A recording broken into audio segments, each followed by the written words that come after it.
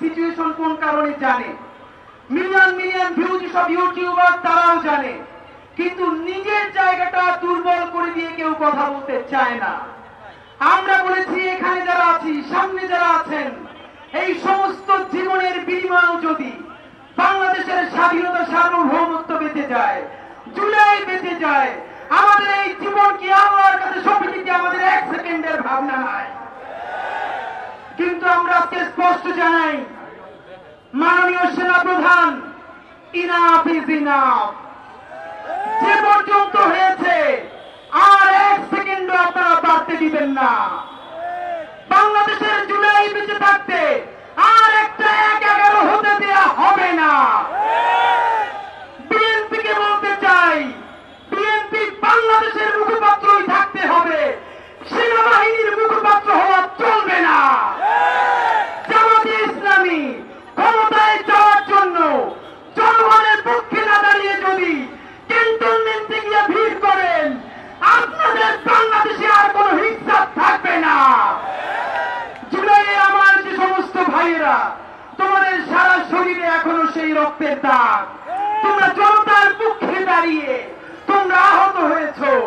আপনারা দেখেন এখানে যে শহীদ পরিবারগুলো, এদের পোশাকের দিকে তাকান, এরা কেউ আরবান মিডল ক্লাস নয়, পোষ নয়, শহরের মধ্যবিত্ত নয়। কাপড় চুপড় দেখলে বুঝবেন তাদের বাসায় বাজার বন্ধ হয়ে গেছে। এই সহস্রাধিক শহীদদেরকে একা ছেড়ে, অন্ধ বন্ধু ভাইদেরকে জাহান্নামের মধ্যে ফেলে আমরা কোনদিন বিদেশ পাড়ি দেব না। যারা জুলাই বিক্রি করে দিয়ে, ক্ষমতার ভাগ বটোয়ারা করে দিয়ে নেগোসিয়েশন করতে চাও, বিপদে পড়লে আমেরিকায় যাবা, ইউরোপে যাবা, আইএমএফ বা বিভিন্ন এজেন্সির তোমরা বড় কর্মকর্তা হবা। আল্লাহকে সাক্ষী রেখে বলতে চাই, এই দেশে যদি আবার জাহান্নাম নেমে আসে, আমার শহীদ মায়েদেরকে রেখে, আমাদের আহত ভাই বোনদেরকে রেখে আমরা কোনদিন সীমান্ত পাড়ি দেব না। আমরা সেই বেগম খালেদা জিয়ার সন্তান, যিনিও বলেছিলেন বাংলাদেশ ছাড়া আমার আর কোন দেশ নাই। সেই বিএনপিকে বলি, আপনারা ১-১১ স্মৃতি দপ্তরের স্মৃতি আছে, বাংলাদেশের পক্ষে দাঁড়িয়েছিলেন, তাই আমরাও আপনার পক্ষে দাঁড়িয়েছি। আবার আপনি জনতার পক্ষে দাঁড়ান, আমরা চিরদিন আপনাদের পক্ষে থাকবো। চূড়ান্ত ভাবে বলতে চাই, আর্মির সাথে যারা সংঘাত ঘটাতে চায়, বন্ধুরা তারা বাংলাদেশের বন্ধু নয়।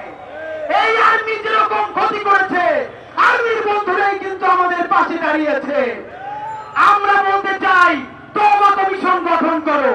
যেই সব আর্মি অফিসার গুম করেছে, খুন করেছে, হত্যা করেছে, হাসিনাকে পালাতে দিয়েছে, ৬২৬ জনকে ক্যান্টনমেন্ট থেকে বাড়ি দিয়েছে, তাদেরকে বিচার করো। কিন্তু যে আর্মির সৈনিক, আমাদের অফিসাররা বাংলাদেশের জন্য দাঁড়িয়েছে, তাদেরকে সব বাংলাদেশ সেলিব্রেট করবে ইনশাআল্লাহ। সর্বশেষ প্রশ্ন, করিডোর ফরিডোর কিছু না।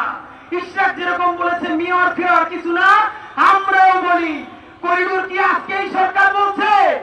বাংলাদেশ সরকার খুনি হাসিনা ভারতকে একের পর এক করিডোর দিয়েছিল, তখন সেনাবাহিনীর এই অবস্থান কোথায় ছিল? সুতরাং জানাতে চাই, এর মানে এই সরকারকে ব্ল্যাঙ্ক চেক দেই নাই। বাংলাদেশে আর কেউ কোনদিন ব্ল্যাঙ্ক চেক পাবে না। একমাত্র ব্ল্যাঙ্ক চেক পাবে জুলাই, সততা এবং ইনসাফ।